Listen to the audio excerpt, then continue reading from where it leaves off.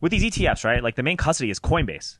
Yeah. The main custody of an ETF is a centralized exchange. Yeah, it's a little bit frightening. My guess while is the price is close to 70K. While we're close to 70K and we've passed an all-time high, the halving hasn't occurred yet. Gold's at an all-time high. Meme coin mania is in full effect. We're on the brink of two major wars potentially, and you have a presidential election cycle, and you have 5% rates, and you have a Federal Reserve chair that can't do anything to fix the problem because no matter what he does is wrong.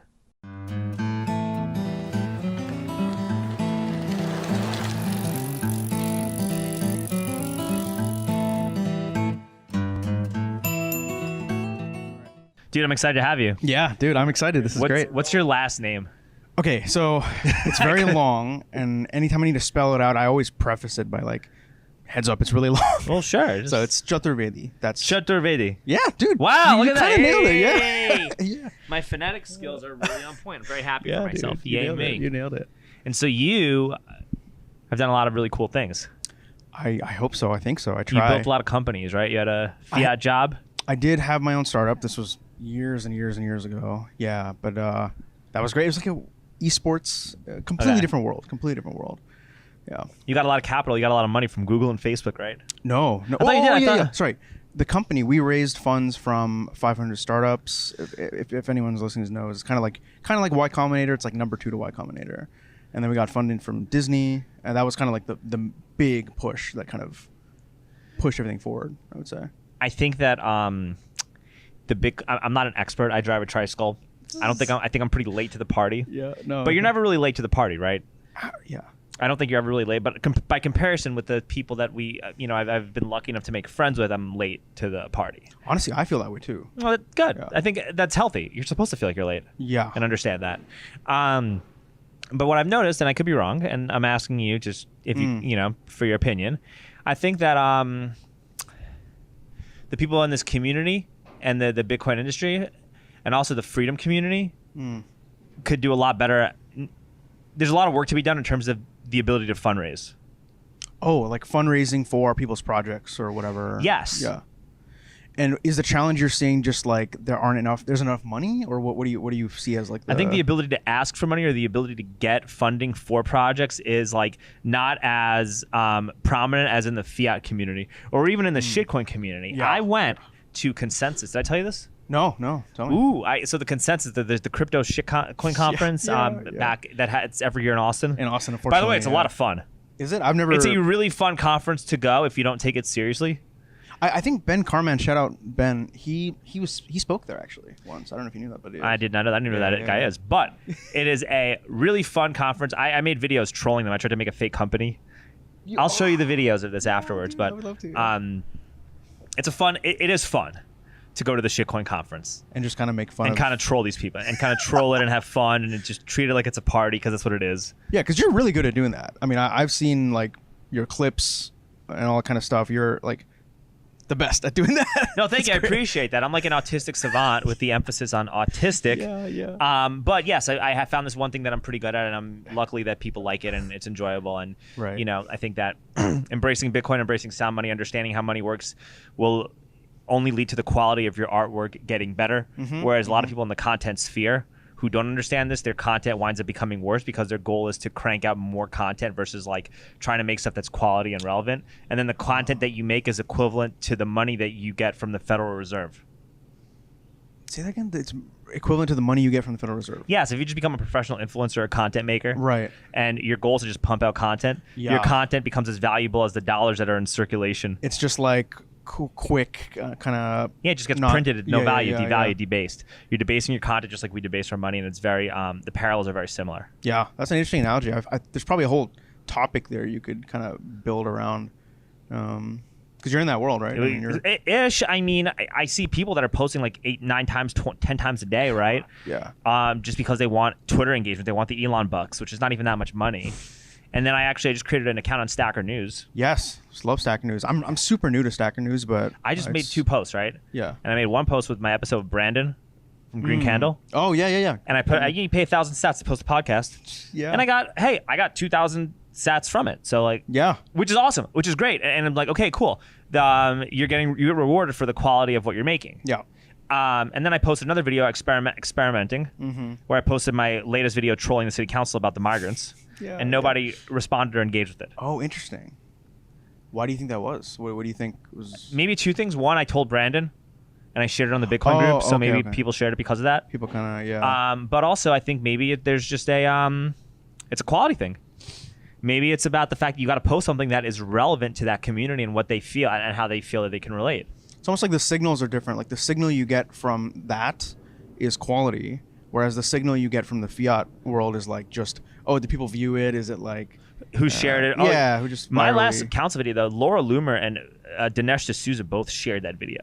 Oh, okay. So it got about 200,000 views on Twitter. So that must have been pretty good then. It's fine. It's cool. I'm happy about it. It's great.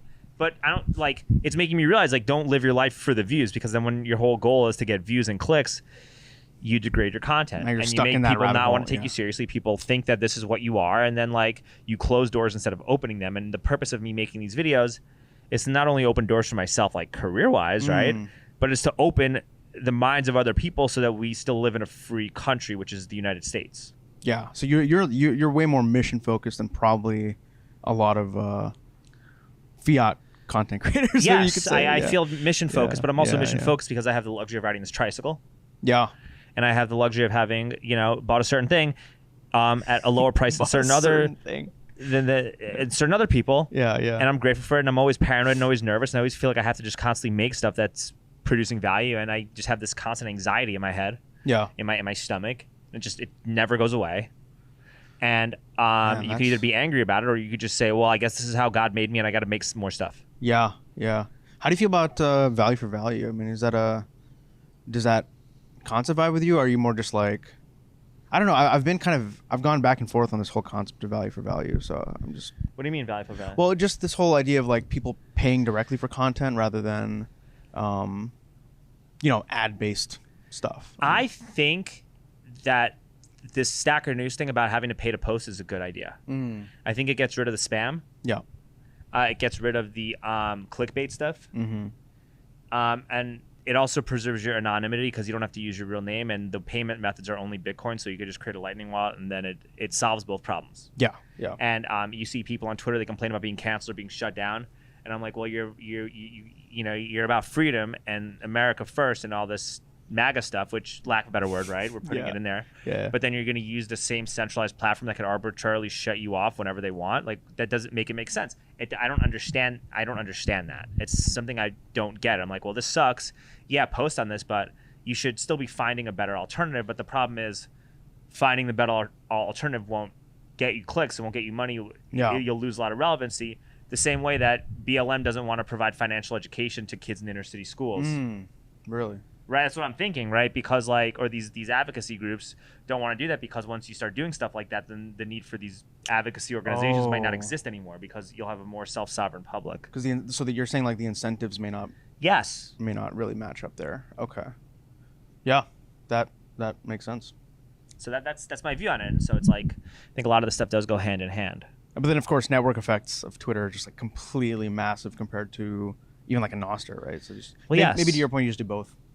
Yeah, I should actually talk to my Nostr, not now, but at some point, because I try to do the extension, and when I do Nostr on my phone, it has my avatar, my profile, my follow count, everything up there, and then when I go on my computer, it just shows like a picture of a female or a chick on the snort.social. It's weird. It's really odd and weird. Yeah. I don't know. I'm not super plugged in. I check it every day. I use it every day, but I'm not like super. I want to get smarter about that, because I think that those types of platforms are how you beat censorship on the internet, how you create a truth society versus a post-truth society. Right, yeah. Or at least just have that escape hatch, like in case something happens, In case something happens, you have something else to go to. Yeah, absolutely. So that's my view. But I also think that people in the community of what I'm doing, right? I guess the conspiracy theory community, or the conservative, I hate calling myself that, because I don't think that yeah. I hate the word influencer, because what are you influencing? Right. You're just trying to I guess you're content creation, right? But even then, it's no, I'm a narrative shaper. Narrative shaper. I don't even like the word content creator. I'm a narrative. I'm trying to shape a narrative. Yeah. Like Alex Stein coming on there. He's the guy. He's really good at this. He's the guy who told me to do this. Really I'm not good. familiar with Alex. He's great at this. Okay. He's the guy who went to Dallas. He's from Dallas. He like rapped about the vaccine, rapped about going to war in Ukraine for World War III. I see. He looks like Tucker Carlson. It's a joke. He's Tucker's biological son. Okay. You know, narrative shifter, changing the whole landscape of culture. Lives with TikTok. Right. Narrative shifter. You see what's going on, and that wakes you up because you see things that are right in front of you. Interesting. Narrative shifter, not content maker. Yeah. Right. It almost like devalues what you're doing in some sense. It does devalue it. So I don't even like using that word. I'm like, you know, you're putting stuff out there because you think it offers value to society, and you think you're making something that's going to influence this country, or at the very least, the people around you for more positively. So I think that's the goal that's why you have to have a mission to do this. Otherwise, if you don't have a mission, then what you make isn't good. Yeah. And then once you stop making something that's good, you just become like a drug addict, or you just become poor and broke and miserable and like super up and down emotionally. And you become miserable. That's my view on that. I really like that phrase, narrative shifter. It's just making me think a lot. Yeah, I like it. Yeah. So that's my view, right? But I think that if people in my circle embrace Bitcoin more, or just understood why it's valuable,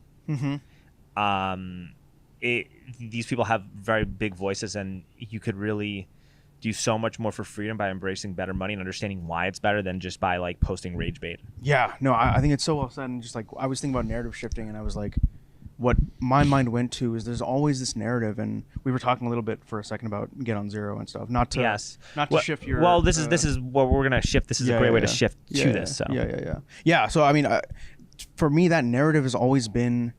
The common narrative in the Bitcoin space is always like spend fiat, stack sats, like spend your dollars, you know, save in Bitcoin saving technology, or like Saylor will say it's property, and I get where he's coming from, and you know, I'm not anti-Saylor, but I think to your point, this narrative shift, what a lot of us in the get on zero kind of early adopters are trying to do is shift that narrative of like Bitcoin is money. You don't have to. The dollar is more of a. You should think of the dollar more as like a payment rail, just like Lightning or Unchained or ACH. The dollar is just a payment rail to move your Bitcoin. And that to me is such a fascinating narrative, I think. And it's starting to click with people, I think. It was many years of just us, like on Twitter, just quietly being like, get on zero. And I think people are starting to get it. So, would you recommend people getting on zero right now where the current prices are? I think it's a very good question. And a lot of people ask me, I think there's this concept of I've been trying to formulate, and I don't have a good narrative for this, but it's like almost like get on zero over time, right? Like if you get all in today and you don't have a lot of savings, and then the price dips and you're like, oh crap, I don't have enough purchasing power to, you know, buy the car that broke, you know, buy a new car because my old one broke down. But if you have enough savings to buffer a little bit of volatility, yeah, you should totally do it. Like if you've survived one cycle, absolutely you should just get on zero. Potentially. I think that if you've survived that cycle and have enough assets and have enough residual cash coming in, yes. Yeah. But very few people are there. If you don't have, you're right. If you don't have cash flow, if your expenses are more than your income, or you don't have cash flow, that's a whole different conversation. I agree with you. That's kind of. Or if you have life improvements that you want to make, it's good to make life improvements to improve your life because you're only alive once.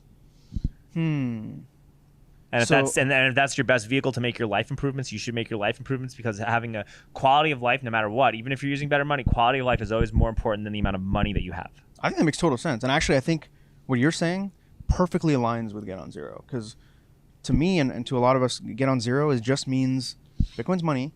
You can spend money. Spending money is totally fine. And by the way, if you're on zero, you don't have any more of this friction of like, oh, spend your fiat, you know, don't spend your Bitcoin.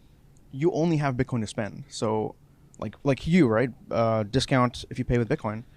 Even if you didn't have a discount, I would pay in Bitcoin because I only have Bitcoin to spend. Which is great. You'd be my number one customer. I would take you no matter what, anywhere you wanted to go for it as fair of a price as you thought was fit. Yeah, exactly. I wish more people were like this.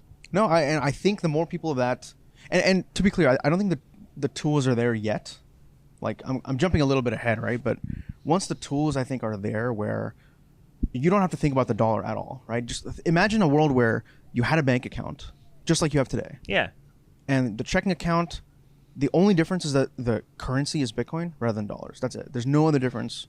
You don't have to manually buy and sell. The moment your paycheck comes in or your income comes in, automatically it's converted to Bitcoin. The moment you pay a bill, automatically converted out of Bitcoin. Okay, but then the problem is that if it just becomes in a bank, then how do you might lose control over how that money gets spent, and then Bitcoin could become another version of a CBDC, which is another problem. So I don't know that that's necessarily the solution. I think that you want to separate money from state. You want to have state-owned money, and you want to have this thing that allows you to be independent of these systems in case you need that independence. Absolutely. With that being said, though, I do think that governments should be charging income taxes or property taxes or things like that in Bitcoin, offer discounts to people by paying with Bitcoin and using those profits to help kind of weather the storm of like a debt jubilee or a currency collapse, which is what I feel is happening. Whether it happens now or in 20 years, it's very like you cannot sustain $35 trillion worth of debt unless you're doing it by force. When you have currency degradation like what we're having, eventually even the society with the dominant currency, actually especially the society, because they get used to these comforts, they produce, lack of a better word, weak men. Who are not as capable of surviving. They become less motivated to survive because the cost of basic goods and services outweighs what you make. It disincentivizes the ability to create new jobs and create a newer, broader economy. People get pigeonholed. You create a demoralized public as a result of that. I mean, you have a less capable group of able-bodied men to actually enforce dollar hegemony. And once we're no longer able to do that, that's when shit hits the fan and a lot of trouble starts taking place. And I think we're not there yet, but we're very close, and a lot closer than I ever thought we would be. I think 100% agree, and I think it's just, I think people feel the frustration because printing money is, it's redistribution the same way like taxation and then redistribution. It's the same thing, and it's almost more painful because you're redistributing to the wealthiest, right? That you print, they get the money first, they pump up all their assets, and then everyone else is just like, Yeah, and then you have to tax the rich, which is you, to give money to the nonprofits to help the poor. But the rich guy is the one who owns the nonprofit and has the nonprofit, so it's just a tax shelter so the rich guy doesn't pay any taxes. It is the biggest scam in the world. It's very obvious to a lot of people. Once you break it down in a way that's like calm and methodically. Yeah, methodical, or calm, methodical, like you can get more and more people to understand that. It's difficult, though, to be able to break that down when everybody's so hyper emotional, and people get more hyper emotional the more their currency gets devalued. Yeah, that's true. And I always like to think back to the way Saylor kind of approaches conversations or debates. He is so laser focused. And you can disagree with him on like, you can nitpick things here and there, but he is so laser focused on every conversation he has. He doesn't try to get into political debates. He's just like, whether or not, like, regardless of what your opinion is, buy Bitcoin, because he knows at the end of the day, doing this action of saving money in Bitcoin is going to make us win regardless of like whether you're like a lefty or whatever. It doesn't really matter. I think so. I love that approach of just laser focus, Yeah, Michael Saylor was also. I went on Guru Focus and was kind of once in a while you go on Guru What's Focus. That? Guru Focus. It's a website to check stocks and different behaviors of certain things, right? Yeah. And you go on Guru Focus and you look at MicroStrategy. Yeah. And like the fundamentals of that company are like pretty terrible. Really? I have not looked into it. The PE ratio, like all the fiat fundamentals of that company are like abominable. Really? They seem abominable. I could be wrong, but like they seem like abominable. And then you look at the insider selling, and it's all Saylor selling MicroStrategy, selling MicroStrategy, selling. And I'm like, is the reason because this company is overvalued? Or is the reason that Michael Saylor is selling because the company is overvalued, and because he's selling this overvalued stock, he gets to buy more Bitcoin. The more Bitcoin Saylor buys, the more the stock goes up, and Saylor can literally just kind of methodologically become the richest man in the world as a result of this strategy. So it's another layer of thought. A lot of companies change the FASB. They changed the FASB rules, so companies can now start accumulating Bitcoin on their balance sheet and start making announcements. Yeah. All it takes is one company, an Apple or a Microsoft or any of these companies, to say, "Hey guys, we started buying Bitcoin," and they don't have to tell you when the price is. They could just say, "We've accumulated, we already did Bitcoin on our balance sheet." They could have added it last year. They make the announcement. Yeah. All of a sudden, hypothetically, Apple goes from 170 to 220 because of that announcement. Have you been hearing rumblings about like the Saudi, like Middle Eastern? Well, you also hear about Qatar too, like their sovereign funds or whatever. I've heard that. Yeah. It doesn't seem substantiated, but I've heard rumblings. Yeah, I've just heard like, pictures of some Saudi guy shaking hands with like El Max Salvador. Kaiser or something like that, Or like Nayib Bukele. Naive, yeah. Yeah, all those you see that. You see Argentina too with Milei, which is, I think all this stuff is good. How do you feel how do you feel about where things are in a macro perspective though? Because you want to talk about getting on zero, understanding where we are, and understanding where we are as a culture, understanding the grander political landscape is, I think it goes very much hand in hand with how to allocate opt out of what you're upset with. And if you're like buying dog coins and ass tokens and getting swept up into meme coin mania, you're not escaping. You are actually going further down the hatch. Yeah. You're not using the escape hatch. You're going further down the hole where you can't. It makes it harder to escape. So and generally speaking, these meme coin manias also tend to follow they tend to predate, right? Or proceed. Yeah. They tend to precede a really steep correction. Yeah. I don't know, man. I just think people are confused and everyone's just kind of looking for, people have their own lives, right? Like people have like a wife and kids and they just see, or their kids themselves, and they just see stuff going crazy and they see the memes and people just tag along. Right. But Sahil, when you're buying, when you're putting this kind of money into something that is useless, right? Yeah. Just to gamble at a casino, guess what you're not putting money into? Bitcoin. Yeah. Okay. Yeah. And so therefore, wouldn't you create more selling pressure than buying pressure on this asset? And then you have a lot of people that are probably leveraged longs, like on the on-chain. Like you see all this other stuff, and then like all of these factors make you think, hey man, this is like, there might be some trouble brewing. And I think it's good to like understand that trouble might be brewing. So if you have to make a life improvement, it might be a good time, or the time might be approaching to make those life improvements. Yeah, I think that's reasonable. I think it's reasonable to be like, oh, we're maybe reaching the end of this quote unquote cycle. Maybe I'll buy my house then. Yes. I think with the distinction I make is like, I think it's probably not a good idea to say or speaking of narrative shifting, right? I try to shift the narrative and say, I'm not selling Bitcoin, I'm spending Bitcoin. Now, if you happen to technically sell it for a period of a day just to get some dollars so you can transfer it somewhere, I don't consider that selling Bitcoin. I consider that spending Bitcoin. And I think spending money is fine. Yes. Okay. Spending money is totally fine. Fair. I guess it's hard to put that together because you can't spend Bitcoin on a water softener. On a what do you mean? You know what I mean? Like for your house, you can't spend it on land. Like where I'm at, like no one's gonna be like, hey man, like let me get a Bitcoin payment. And this is like, I love that you said that, and to me that's where the next generation of Bitcoin banks, for example, I'll give you an example, like a very clear example. Fold. Yeah. You know Fold, right? I've heard of them. It's a wallet. It's like an app that you can. They have a debit card. They have a full checking account. Oh you wow. can buy and sell Bitcoin in there. So what I've been using Fold for the last month or so, you can buy and sell for 0 fees. Mm-hmm. You can get your dollar checking account in there, and pretty soon they're going to add automation. That's the automation I was telling you. So you could have your Bitcoin balance in Fold.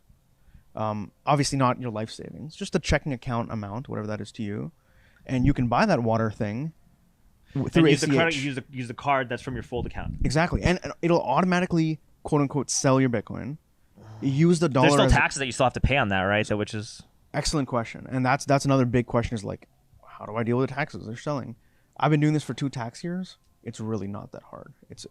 You're only paying tax, by the way, when you're up in dollar terms. So it's pretty good. It's okay, but if you like had Bitcoin at 20K and now you're buying your water softener now, you're selling and you're making a profit and you're paying taxes on the profits. Excellent point. There's a bit of a nuance there, right? Because you bought at 20, but if you're making income at a regular basis, you're also buying at 40 and 60 and then 30 and then 50. So but so if you're continually doing that, it's not bingo. So your tax software, the tax software I use, and not financial advice, talk to your CPA and all that stuff, but the tax software I use automatically picks the highest price you bought at, and it'll always sell that coin, quote unquote, first. And that's what I did with my CPA. I had all my Cash App statements for all bingo. that. So hopefully we'll see what's up with that. I'm always selling at a loss, quote unquote loss on paper. So it's just loss. That's interesting to talk about. I think where I'm at right now, it is what it is. You pay the taxes. Be grateful that you're able to improve your position in life, and then you just keep learning each cycle. Absolutely. I think that's the healthy approach. Just learn a little bit. Don't rush. Don't do too much too quickly. Just take your time. This thing isn't going anywhere. It's only been around for 15 years. If it's going to be the future of money, it's around forever. Take your time and be grateful with where you are. Especially with and there's custody, always ways to offset losses. You could buy another house that'll offset losses. You could buy 3 pedicabs, offset losses. You can sell stocks at a loss, offset losses. You can just have money in a savings account, just put aside that you may have to pay in taxes. All right, whatever, fine, cool. I guess that's just going to be not touched and it'll go for taxes. Not the end of the world. Totally. So there's always stuff that you can do around that, right? And it's like I said, you're still coming out like a bandit potentially, even if you have to pay taxes. Dude, we're all right with where we are. They're not changing with the presidential election coming up next year, with the fact that Trump's probably getting reelected. You're probably not gonna have to worry about that for another 4 years. Fingers crossed. Hopefully. Fingers crossed. Yeah. And then you just keep learning. And then you keep learning. Exactly. Yeah, that's the thing. Like even with custody, people will jump. You got to take it slow, right? You got to learn and not jump, because a lot of people lose their money just doing stupid stuff, right? They'll like pick a single sig hardware wallet with a weird, like one that nobody's ever heard before or something, or they'll write down their seed incorrectly. Just all these little things. Very stupid. It's very scary, and you got to be careful. And with this stuff, you just do small payments. Even when I move money out from a fund, right? You just, hey, $50 first, see if it works. Absolutely. Then always test it. Like if you're writing down your seeds, try putting a small amount, deleting the seed, re-adding it again. Yeah, I've done a lot of that, and I've been very grateful. And I have friends that I call on the phone. Unchained is really good. They're the best people in the world. You can call them, and if you're concerned, if you're scared about something, they'll walk you through everything. Like I wish they had more offices, honestly. Yeah. Oh, like in-person offices. Yeah. Yeah, I wish more businesses used Unchained. I think it's the future. I think collaborative custody. I worked there for a couple of years. Love everyone there. Incredible team. I think it's absolutely the future, and my whole family uses Unchained. I recommend to all my cousins. I wish that like they could pay people to get for referrals. They don't have a referral program? I don't know if they do or not, but I wish they did, right? Because where I live in Johnson City, I would tell every single small business owner this is what they should be doing. Yeah. I would go and say, hey, use this, type this code in. This will do this. You get a discount or whatever. Use this. I would pump this up like crazy. Shout out Unchained like, team for listening. I really would, man. Like it's not a joke. Like they are the best people ever. Yeah. If you're listening, you should set up a referral program. I don't know if they do. They should. I'd be all about it. I'd love these people. Like even with the pedicabbers, right? More of us need to be accepting Bitcoin and utilizing it. Like this should be.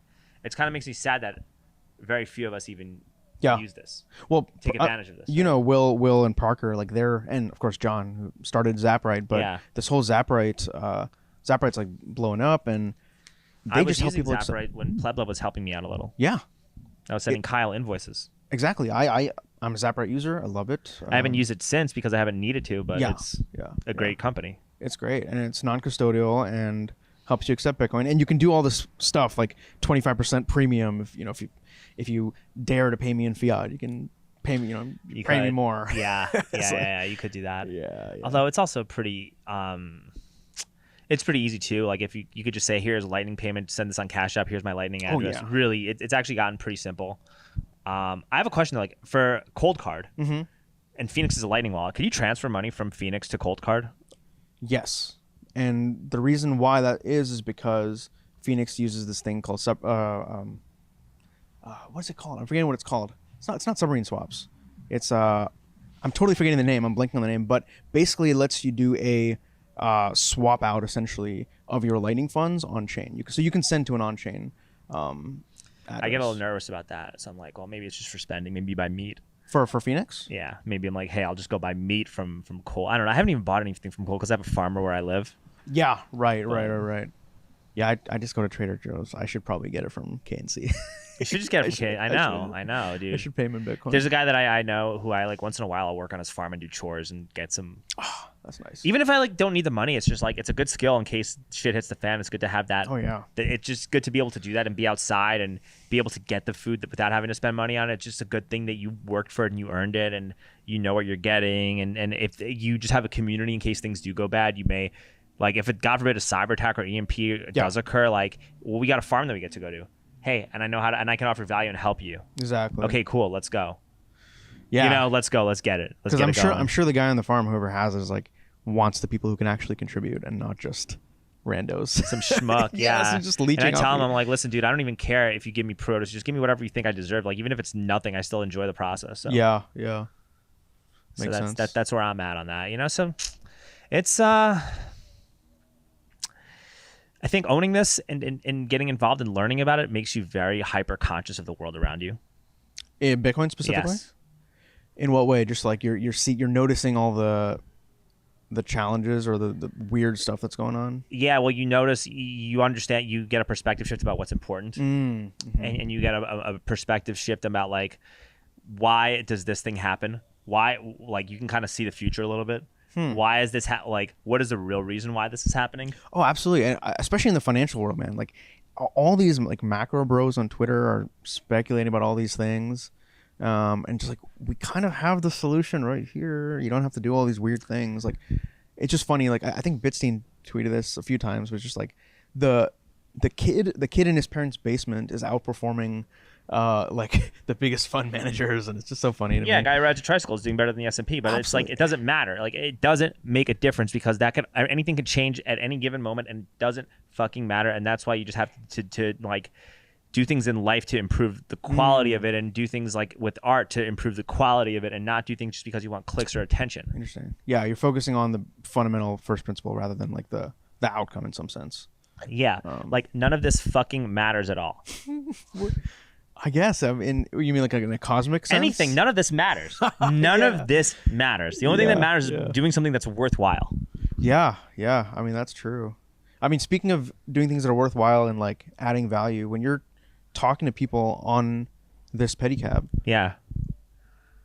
and also kind of tying it back to like getting a sense of the world, what are you hearing from people? Are they like, shut up, I don't want to hear about this? Are they receptive to it? Nobody's like, very few people are like, I don't do Bit. You know what gets on my nerves? People are like, I don't do Bitcoin. You hear People, that? I hear that from like all these boomers, or even like these people. I'm 37. People my age, a little younger. I don't do Bitcoin. Interesting. And I'm like, Yeah. what does that mean? What does that mean? What does that mean? You don't do? Do you say that, or are you just kind of like, okay, I get it? Well, I mean, look, you're giving your job is to give them a ride. Your job is to take somebody from point A to point B. And I don't want to engage in a conversation with somebody unless I feel like I'm deriving value from the conversation. Right. So if there's like a fiat bro, who's like a finance person who's like skeptical of it, or somebody who used to work in cybersecurity for the government that's telling me that that they're not a believer in Bitcoin, I'm definitely going to hear their perspective on why. But you're not going to push it. You're not going to No, I don't care. No, because you don't need to know that much about me anyway. Yes. Yeah. No. There's an OPSEC thing too. I mean, it's like, no, like, I'm just like, well, look, it's a good thing to have. I'm just trying to, I'm just offering you a chance to pay less money. That's all I want to do. I'm just offering you an opportunity to pay me less money. Yeah. I like that. Because I don't know how you've handled people in the past with Bitcoin, but I've definitely, for many years, I was kind of an asshole to my friends a little bit, to be honest, of like really jumping down the throats of like, why don't you get it? Why don't you get it? And it's just there's no need. It's bad energy. There's no need. You just be grateful for what you have and keep and just focus on what you need to do to keep moving, because you could also be wrong, and you never know. Yeah, you never know. You could always be wrong. Anything could always happen. Just be humble and be a good human being. Yeah, the humility is important, and also if they know you're the guy, right? Whenever they are curious, they'll come to you rather than like you trying to shove it down their throat. Yeah, so. It's there's no need to, and honestly, like. You don't even want to when people coming into you, because it like the questions they'll ask is annoying. They'll ask you like, should I buy this crypto or this and that? Right. And I'm just like, no, you shouldn't. No, yeah, you should not. Do you enjoy going to a casino? Then treat it like going like then sure, but no, this is a terrible. It's very different things. Yeah, it's true. No, I don't agree with that philosophy. I think it's a bad idea. But it also, like, seeing how people react to that,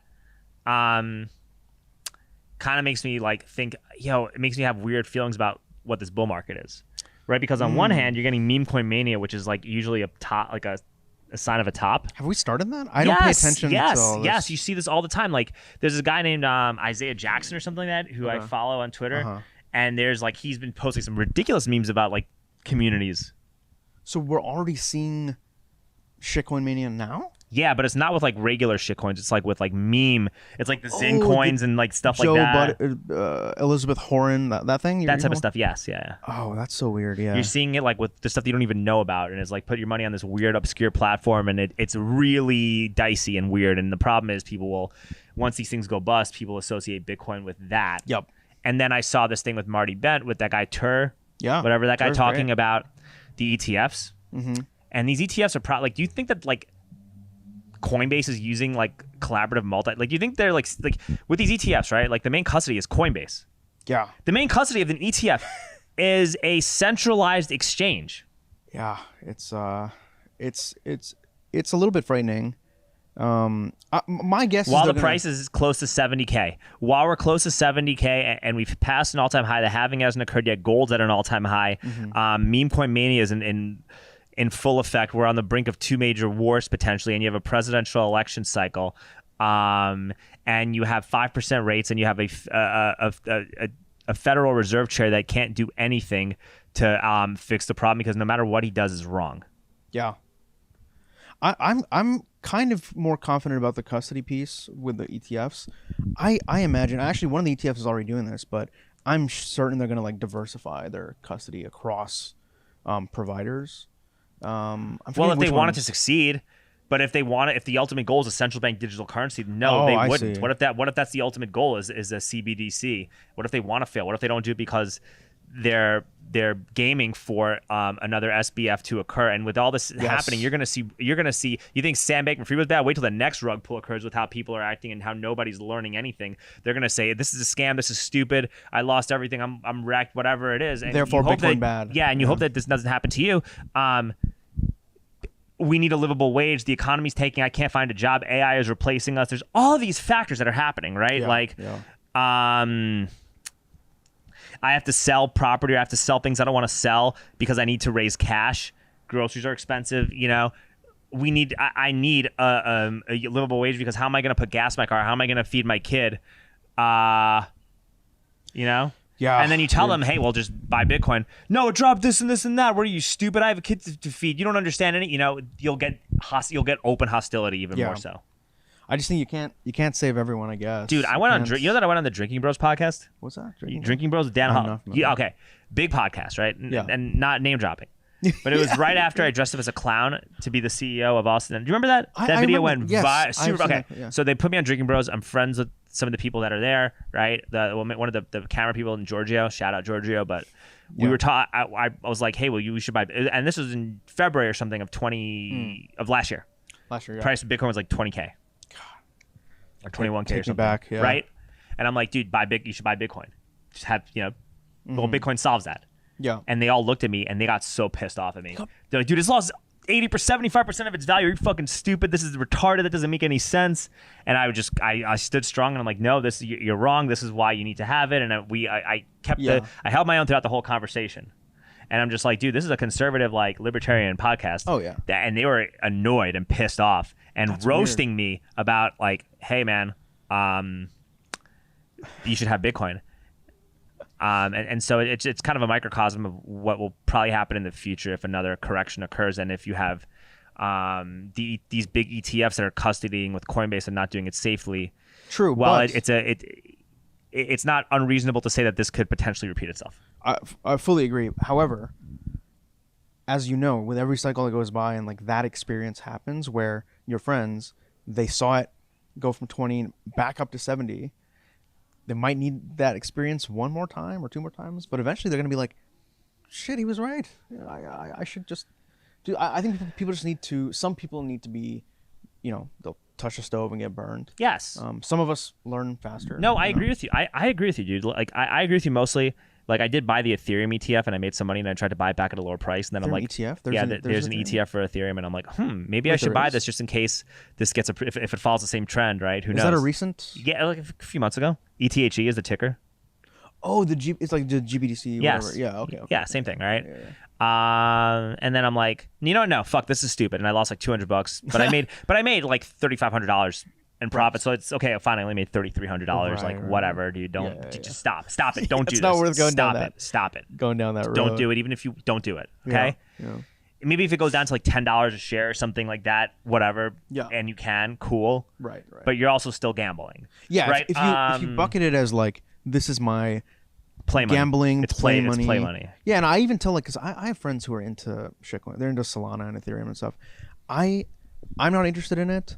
I think at the very least, think of Ethereum as a company run by the Ethereum founder. Or it is a company. It's a security, but they're going to use Ethereum to try to push CBDCs. Right. And so it's like, okay, well, the CBDC won't work, but the hype around it might just allow you to make a greater profit. So if you think about it from that perspective, like, it's not. I don't think you're going to go broke or lose a bunch of money doing it. Right. But I just think that it's. Absolutely. I definitely, to your point, like, I don't recommend it to anyone, but like I said, I do have a couple of friends who are interested, and I'm just like, at the very least, think of it as a company. Think of ETH as like an equity in this company. I don't think this company's producing anything valuable, so I wouldn't buy it. But at least if you separate it from Bitcoin's, like Bitcoin's money, Bitcoin's an asset, ETH, Solana, these are all companies. They're like, penny stocks. Well, they're producing things to take value away, right? Yeah. They are actually going to produce things. You're going to produce NFTs and you're going to produce digital artifacts for gaming. Right. Like for gaming, and it might be used as a payment rail for like to settle contracts with central bank digital currencies or whatever it is. I'm not a tech guy, so I don't know for sure, but it will produce something. It's just that like what it produces isn't going to like improve anybody's quality of life in any capacity. Yeah. It's just going to like be like a short-term dopamine boost. Yeah. Like, hey man, maybe sounds crazy, but maybe like VR technology gets really good and all of a sudden you get like interactive porno where you could put on a headset on and you could feel like you're getting your dick sucked by your favorite porn star. Yeah. And well, you need like 5 Solana to access that. Right. Yeah. So like that's what I think like the value is. Or like, hey, you're like playing NBA 2K35 and you need like this NFT unlocks Charles Barkley from the 1993 Charles Barkley or something like that, or this unlocks the 1952 Harlem Globetrotters if you use this NFT. So I do think that like there will be use for it, but it won't be like you're not gonna buy like real meat from a farmer using that, or you're not gonna you're not gonna be using it to like to move funds around in a way that's not that's censorship proof, and you're not going to be using it as a way to save money. You're just going to be using it as another way to like buy things that you don't need. Well, that's the thing. If that makes sense. Well, no, I agree with it generally, but like I think that's the other problem with all these shitcoins is like you don't need 20 different monies. You just need one money, and like even if there was a world for some reason where there was like a thing on Solana that you absolutely had to do that, there's tools where you can just swap into their token immediately. So you don't have to hold their shitcoin for more than a second. But the rate of swapping could also be annoying. Like you might have to pay a higher exchange rate to do that. Maybe, but I think if there's liquidity, for example, like what I do with the dollar, right? I don't hold dollars for more than a millisecond. To me, that's the same concept. It's like if your tool only accepts some shitcoin, whether it's a dollar or ETH or Solana tokens or Dogecoin, I'll pay you in whatever you want, but I'll swap in at the last millisecond because I don't want to be exposed to your shitcoin for more than a millisecond. And same thing, if you only have Solana and you want to pay me with your Solana, that's fine. But I only hold Bitcoin, but I'll just convert it. I have a question that's unrelated. Yeah. Sure. If you have a cold card, let's say, God forbid, you lose the SD card, like the SD that has the file, the JSON. Do you lose your funds if you lose the SD card? For single sig or multi sig? No, single sig. If you like single sig, as long as you have your seed. You're fine. Good. Oh, so you could lose like that JSON file is not a big, even if it's no, because that JSON file it has a bunch of like descriptor stuff around like what's the XPub and the derivation path. So it actually is. If you didn't like fuck with anything, if you didn't mess around with the derivation path and you didn't do all this weird stuff, if you're doing the defaults, you're not doing anything. Fine. You're just like, and I'm still like new to how to send money from a cold card. Yeah. And that's one of the things I'm like, hey man, I'm trying to send some money. Can I call you? And that's why it's good to have a community to understand all that stuff. And because there's a lot of stuff that's new that you might not understand. And so it's good to just, have these resources available to you. Exactly. Or practice like, hey, I'm going to send myself $50 and just learn. Yeah. To figure all that out. But no, if you lose the JSON, like if you lose the floppy, that little floppy disk or something like that, you're still safe, right? For multi-sig, it's more important because for multi-sig, you need like the analogy is like you need the map. So you can have your 2 or 3 keys, right? You can have the keys, and you know the vault is somewhere in the clouds. Yeah. But if you don't have the map to find it, what Well, are it you gonna doesn't do? matter, right? But like I'm saying though, you could still recover. You could still buy a new floppy disk drive as long as you remember the seed phrase. It'll still get re-uploaded. For single right? sig, yeah. Yeah, and then if for multi-sig, it doesn't matter. You could just put that back on, couldn't you? If you have all 3 of the keys. So there's with multi-sig, it's a little bit more nuanced there, but for single sig, yeah, you're totally right. For single sig, if you have the seed, you're good to go. But multi-sig is like you'll need either you need all 3 seeds. That's one option. Yeah. Or you need 2 out of 3 keys and the map. So it's a little bit more nuanced, but in my opinion, it is the better security model. It's what I use. Well, yes. personally. What I'm saying though is like, okay, let's say you're using like a company like that, or you have a multi-sig, right? Yeah. And you have your cold card, and you have your like another wallet, right? And you know the phrases for both, but the floppy the disk, the file or the whatever. file that you need to send the transactions, you lost it or something happened to it. Yeah, that should be fine. Yeah. Like you could still, would that compromise anything, or if you just buy a new file and like, would that still be? There might be, if someone finds it, there might be a little bit of a privacy loss depending on what's on there. Okay. But if you just misplace the file, it's not the end of the world. no, right. should be fine. Okay. Yeah. Just it's a hypothetical question. I just wanted like it's Asking not for a friend. No, actually, it's not. I'm just asking just to know. Like I'm not worried about that. I just want to know what's. It's better. It's learning, and it's good to learn because people who listen to this should be learning and deriving value from this, and they should understand what the risks are and whether or not certain things are problems or not problems, and that's what it is. For sure. Yeah, single sig makes me really nervous. It depends, right? I mean, cold card wouldn't make me nervous. Makes me nervous. Why? If it doesn't touch your computer, why are you nervous? It's less so about malware, although I am worried about that. It's more so about just human error. Like if you, with a single sig, if you either your seed gets lost or someone finds it, or even if you had a passphrase, right? So usually the common pushback is like, oh, I'll just add a passphrase on top of my seed. Now you have to remember the passphrase. What if you forget? Yeah, what if something Or and they'll say, oh, I'll write down the passphrase. Okay, where are you going to write down?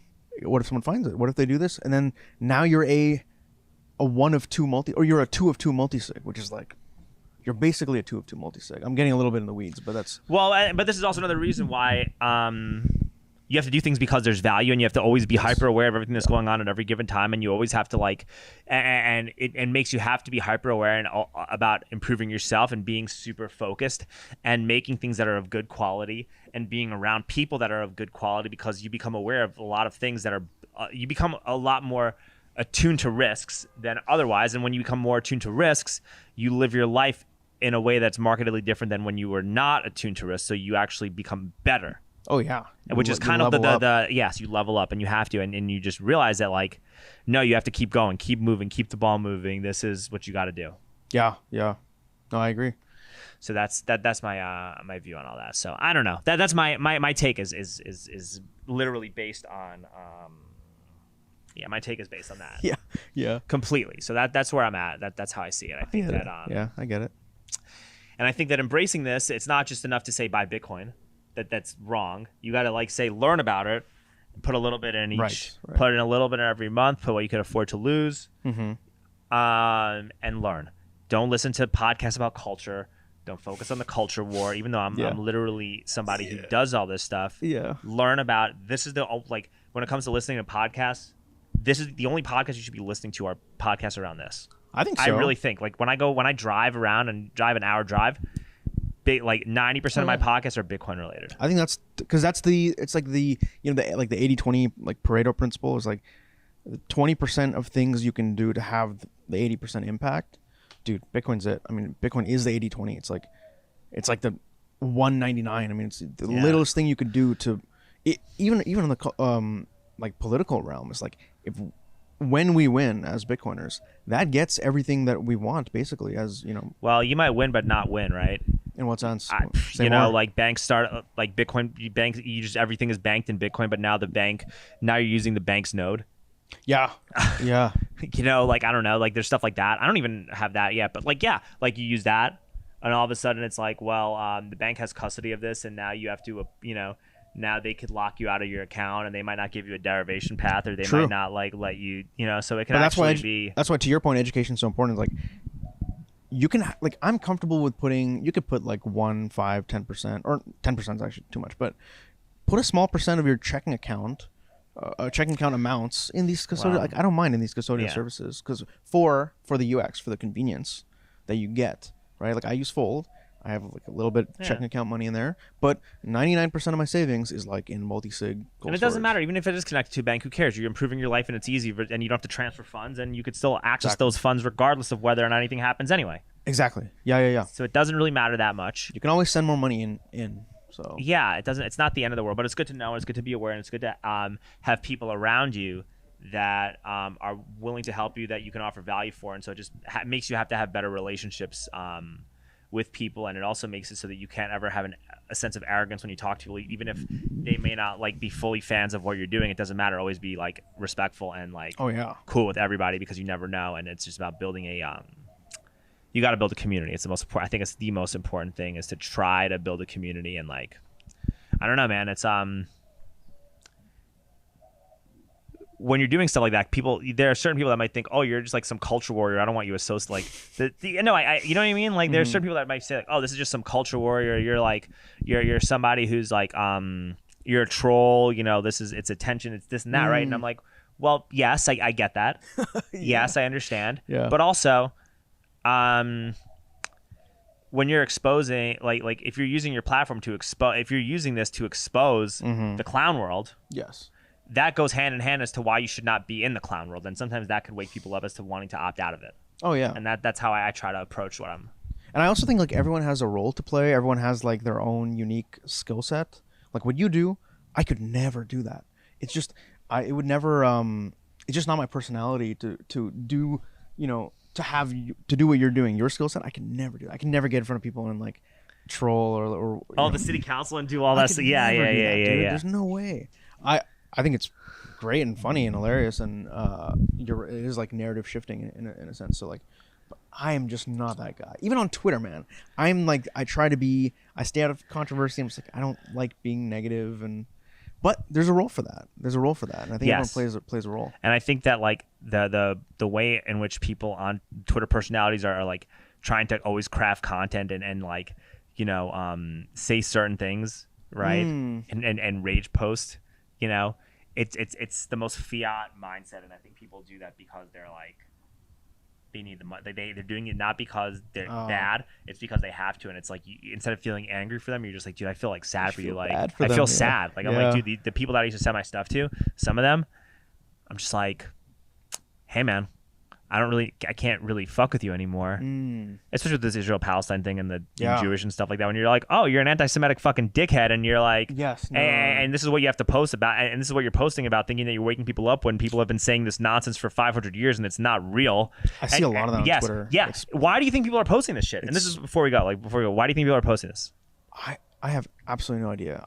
To be honest with you, seeing this, and I'm not like a crazy woke, like calling racist and everything, but seeing a lot of stuff on Twitter, I'm just like, I didn't even know this existed. I didn't know people like this existed. It's shocking to me. I can tell you what my theory on this is. Yeah. I think a lot of this is fake. I think a lot of this is a psyop. I think these are possible bots created by by certain agencies. I see people I know talking like that. You know why people are doing that? Because bots shift narratives. And when you see a bunch of bots that will post about this stuff, other people that you might know, other real people, that might want to grow their followings and have more engagement and say certain things, and be heard more, they might start repeating those narratives because they want to grow their following. Little do they know that their following isn't made up of real people. And then you create that. And then the principles of freedom, like of freedom and autonomy and all the things that come with America become associated with like groyperism and things like that, And then when you have conservative influencers, and we're using conservative influencers because that's what you're seeing most of it from, right? Which is kind of sad. When they're the ones doing this, it's like, dude, how bad do you need the money? Like, how bad do you need attention? Like, is this like, how bad is your foundation where you still feel like you need to do this? Yeah. And the goal is to just have a good enough foundation and a good enough appreciation for life where, You don't have to say anything that you don't want to say, and you be yourself. And when you're when you if you want to walk away or if you want to do something else, you should be allowed to gracefully pivot to something that you think is better. That's when you're a truly free man. Is when it's not about how much money you have, but when you really feel like you can do that. That's when you're actually free, I feel like. I'm lucky that I can feel that for right now, and I'm hoping that I can continue feeling that, and that's all. Yeah, dude. That's awesome. Well, how do we get a hold of you? Probably Twitter is the best way. Sahil C0 on Twitter. Anything else? What about the companies that you're in? Any you want to shout out the companies that you run? Because you run a bunch, and we didn't really get to talk about that too much. I don't run any companies. What I'm doing right now is so I was Unchained for a couple of years, like in the Bitcoin space. Now I just basically work with a lot of different Bitcoin startups. So I do design work. I'm a designer, like product design, and I've worked with like Fetty and Fold and Mutiny and a lot of these kind of companies. So it's fun. I love it. I love being in Austin. Love seeing you randomly just. It's always fun, right? You've never taken a ride, but it's fun. That's true. I love walking, man. I know. I understand. It's good. Yeah. But yeah, I'm probably gonna walk back when I head back downtown. That's fine. I have to give Gary a ride to Vulcan anyway, so I couldn't even drive you back right now. No. Yeah. You're good. You're good. No you live worries. downtown? Yeah. That's probably why I see you. That makes sense. Whenever I'm there, whenever you're driving around, I see you downtown. It makes sense. All right, dude. Sahil, thank you so much. This is so much fun. Very really unique. Appreciate I love it. This is great.